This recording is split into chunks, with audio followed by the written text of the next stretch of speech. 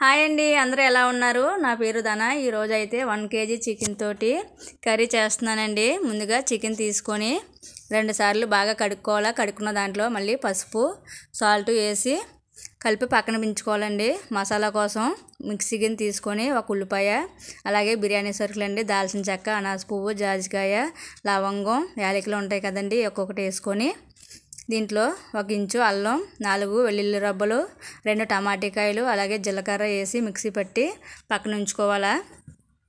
Paste చేసి పక్కన ఉంచుకోవాలండి. మొత్తం అన్నీ వేసి పేస్ట్ చేసుకొని పక్కన ఉంచుకోవాలా.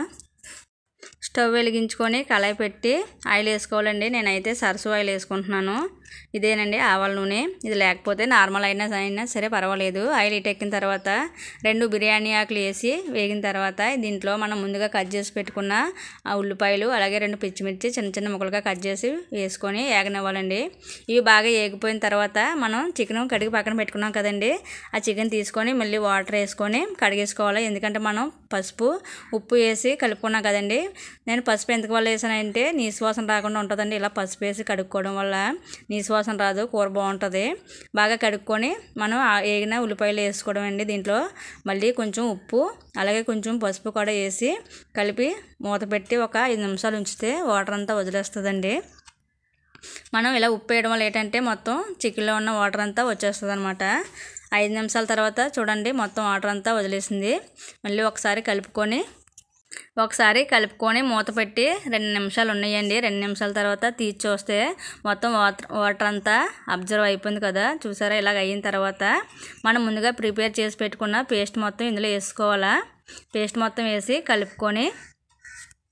కలుపుకొని మూత పెట్టి ఒక 2 నిమిషాలు ఉన్నాయాలండి. 2 నిమిషాల తర్వాత మూత తీసి చూస్తే చూసారా మొత్తం అంతా ఇలాగా దగ్గరికి అయిపోయి ఆయిల్ ఇలా పైకి తేలింది కదా. ఇలాగ ఉన్నప్పుడు మనం కారం వేసుకోవాలా. మనం ఇంతవరకు కారం వేసుకోలేదు కదా. ఈసారి మనం టేస్ట్కి సరిపడా కారం వేసుకొని వాటర్ కూడా ఇప్పుడు వేసుకోవాలండి. మనకు సాల్ట్ కూడా సాలకపోతే ఇప్పుడే చూసుకొని వేసుకుంటే సరిపోతుంది.